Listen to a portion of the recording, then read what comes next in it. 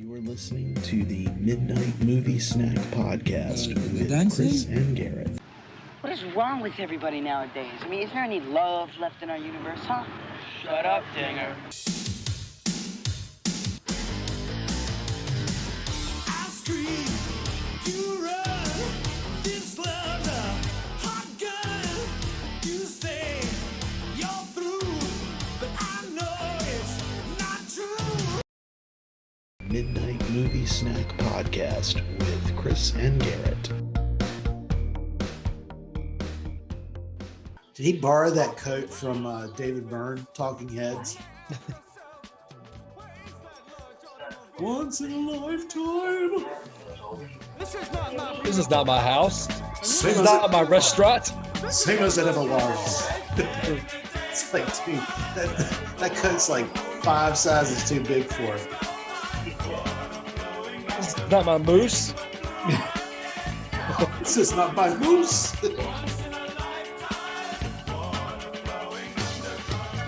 Same as it ever was. Same as it ever was. Same as it ever was. Same as it ever was. Same as it ever was.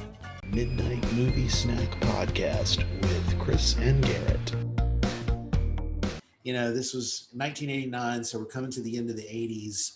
This was probably, I think, one of the last big, semi-big teen comedies of the 80s that, you know, portrayed high school in some way. You know, it was about teenagers. And I feel like after this movie, it was a while before Hollywood revisited that kind of genre. It wasn't until like, I think mid 90s before like Can't Hardly Wait and, you know, stuff like that. Yeah, But, I gotcha. But yeah, I mean, it's kind of, to me, it's always been an interesting film because it is kind of like one of the last 80s teen comedies. So it's kind of like they're the ones that turn the light off on the way out. This is one of the last ones of this decade that kind of is mining this area of like teen comedy and the body switcheroo, you know, concept that was also popular in the 80s. So I think that is what makes it interesting to me. Plus, as you mentioned, the soundtrack being a really good soundtrack.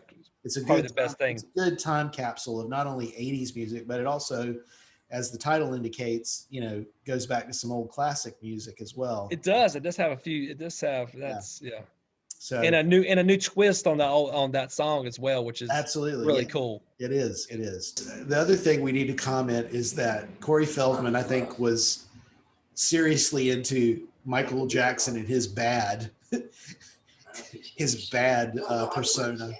He did. I watched the interview with him and another lady who interviewed him, and he swears that he didn't copy Michael. And I'm like, he said it was a style of the thing, and I'm like, yeah, it's Michael's style. It's like Exactly. I'm like Corey. Corey, man, I love you, dude, but man. But come on, man, that's Michael. Dream a little dream, and it looked to me like you had some pretty hot dance steps there. Is it true that Michael Jackson gave you a hand? Well, me and Michael are friends, but he didn't help me. Just all the stuff I do is on my own. But it looks so much like him when you're dancing. Well, all these little moves you make. It's just like Michael Jackson. Well, I suppose that's a good compliment. He must be a good influence on you then. Yes, he is. He's a good influence. But see, also something is that it's a style. You know, it's a style of dancing. It's not necessarily that it's just like Michael Jackson because, you know, you look at Janet Jackson or Bobby Brown or, you know, it's all the same style of dancing. So. You know what I mean? Here we go. This is probably this is the scene. Still craving your kiss. And I'm longing for me.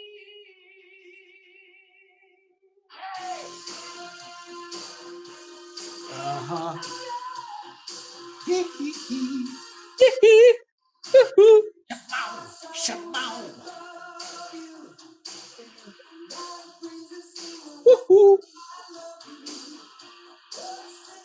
Yeah, Yep.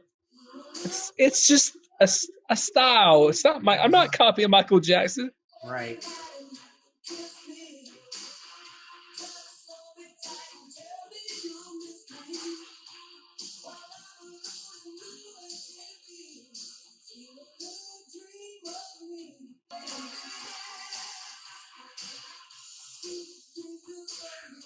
This was painful to watch when it came out. It's still painful to watch.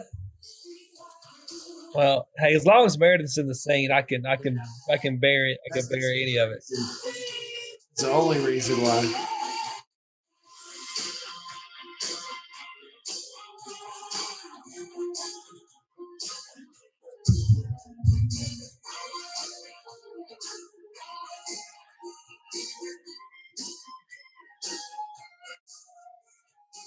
Did he just get out of the shower? It's got some. It's Soul Glow. So You're crazy. No muscle, cute. that's one way to describe it. They're crazy. Midnight Movie Snack Podcast with Chris and Garrett. Was it Michael who encouraged you to be a vegetarian? Yeah, it was Michael and Steven Spielberg. Really? Now, Yeah. I know that's quite a restricted diet, so what's your favorite food? I like spaghetti. I like pasta. I like Taco Bell. Oh, really? Yeah. With no meat, just with beans and stuff bean and inside? cheese. I see.